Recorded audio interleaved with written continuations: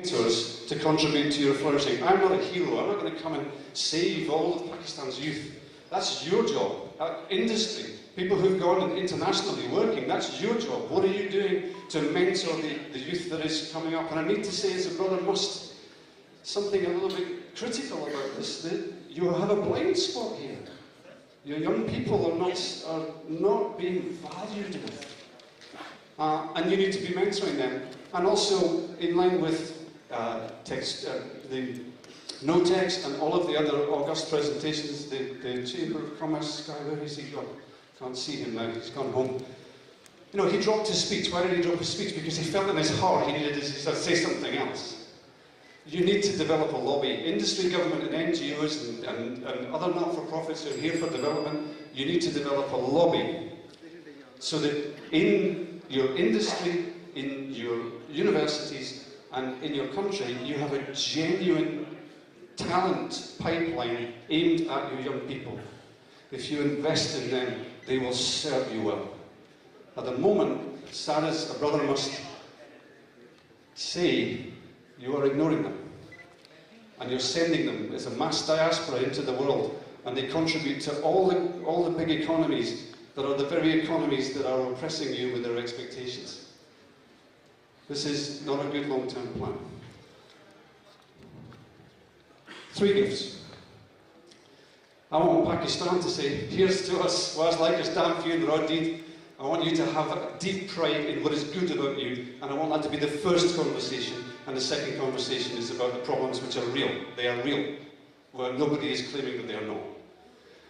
I want you to say to these legislators and these regulators and these certificators and these people who have this long pipeline of things that you must do that keep you where you are, we don't need to come to you cap in hand. We are Pakistan. Enough of your nonsense. Give us room to breathe. Give us space to flourish. And then everyone will benefit from this. And we will not be your cheap needle anymore. And I want you to say to your young people, and I will help you if you let me, your talent is our future. And so we will invest in this in a long-term way. The foundation is called the Wild Olive Foundation. You take an olive tree that belongs in one place and you plant it somewhere else, then you have to look after it. You have to make sure that it flourishes. And Gibran and Shahid and all of you who are helping us, we want that to happen. We want to invest in you. I give you these 3 gifts. I give you an identity, I give you a song, and I give you myself. Let's hope that that will be something that makes this game move on, because we need also emotion, not just science. Thank you. Thank you very much, Dr. John, for this interesting presentation. We will have time for one question only, if there is any question from the audience. So there is no question. Thank you very much, John. Our next talk will be on advancing textile to textile recycling in Pakistan, opportunities and urgent need for transition. It will be delivered by Ms. Meena Kassel from Reverse Resources Wing.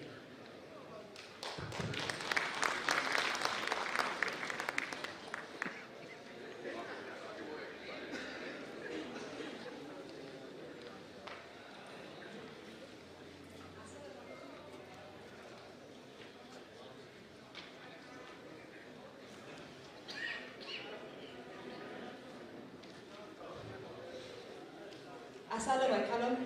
Thank you so much. It's always a challenge going after John, who tends to do really good presentations. So thanks for setting me up here, John. Appreciate it.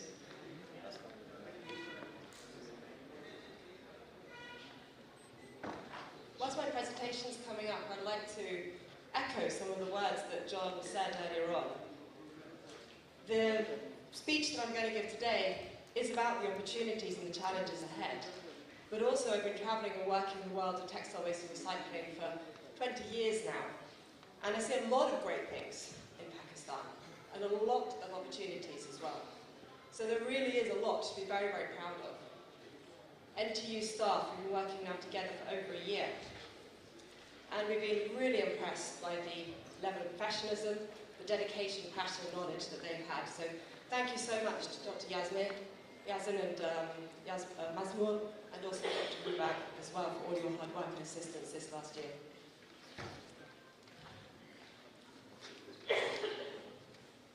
So my name is Lynn Castle. I'm co-founder of a company called Reverse Resources. And we have a platform to digitize, scale, and connect different stakeholders in the circular value chain to scale textile-to-textile recycling globally.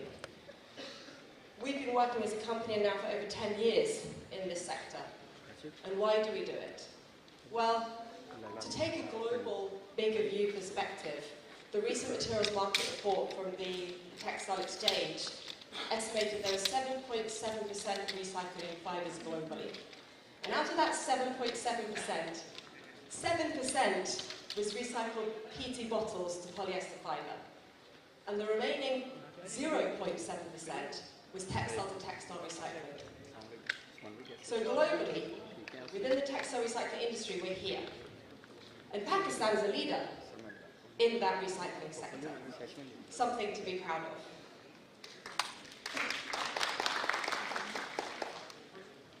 The amount of time the global industry talks around circularity, you would have assumed we'd be a lot further advanced than 0.7% textile-to-textile recycling.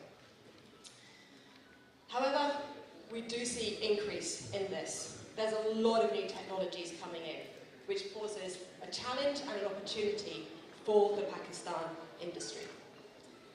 With these emerging recycling technologies and the scaling and improvements to the mechanical recycling technologies comes a real need to rethink around textile waste. Textile waste has been out of scope and out of vision on so many different initiatives within the economy, within the textile industry. And at 0.7%, maybe that's okay. But once the textile recycling sector starts increasing to 5%, 10%, 15% and more, like there is the legislations coming in from Europe and other countries as well, suddenly textile waste becomes a lot more into focus. Who manages it and how it's managed becomes critical. Not just for the sake of legislations, not at all. Actually, how we manage our textile waste greatly affects the efficiencies and the processes of recycling. Especially with mechanical recycling, what goes in comes out. If you put good quality waste, very clean, high quality, you get high quality mechanical recycled fibres out of it. The same with the chemical recycling. They need to have very specific feedstocks. You get chemical recyclers who say, I can do any combination of cotton polyester, but they need to know what is 50-50, 65-35, 80-20, and things like that. And this segregation by composition is not possible within the existing waste handling system. So there's a huge need to change this waste handling network, and it starts with the factories. Factories need to start thinking of their waste not as a waste, but as a secondary raw material. This is really crucial. Thinking about opportunities of how Pakistan can really improve, just by treating your waste better, something that's highly possible. We're meeting with some really forward-thinking companies here. Yesterday with Al Karam, the system they set up for their waste management is really impressive. It took them just under 2 years to set it up, from idea to now the system working really efficiently. It's possible. It's no cost. It's a small process change and improvements. It's having a bin, an extra bin that you put the floor dust and additional sort of mess from the cutting room into that side bin, not mixed with the waste that's going to be recycled. Small things like this have a huge impact further down the line. They impact the companies that are sorting and handling the waste handlers that are handling that textile waste. They're not having to breathe in that dust that is put into that bin. When you change the fabric on the cutting table, you put the fabric comes into the bin, you close the bin, you close the bag and you label the bag when you change the fabric. You've got pre-segregated, very clean, identifiable textile waste. Those extra bin, having a better bag system and closing it when you finish a cut, that's literally what we train when we do improved waste management practices. It's very small things have a huge impact and could also help stimulate an improved and high-valuized recycling economy in Pakistan. So, that's the bigger picture. This is what Reverse Resources does. We work with the complete supply chain from the factory, improve waste management practices. We have digital tools to connect those factories with waste handlers. We work with the waste handlers. We help improve them. We bring them into the system. We make them formal and visible players within this textile recycling sector. And I know you're probably thinking, what is this foreigner here telling us about our waste handling partners? You know, sometimes these are uneducated stakeholders working in the supply chain. Actually, we've been working with many waste handling companies, and I've got a case study for you later in this presentation.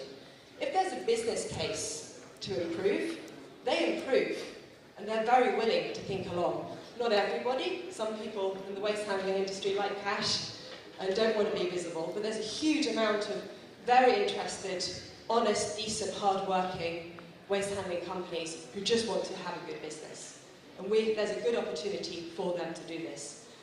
And lastly, in the platform, we connect the recyclers.